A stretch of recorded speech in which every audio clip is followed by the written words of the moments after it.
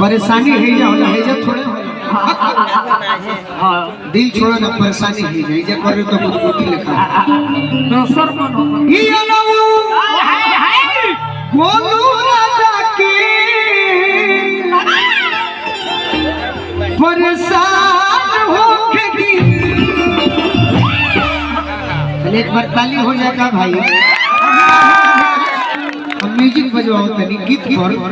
अरे की आज राजा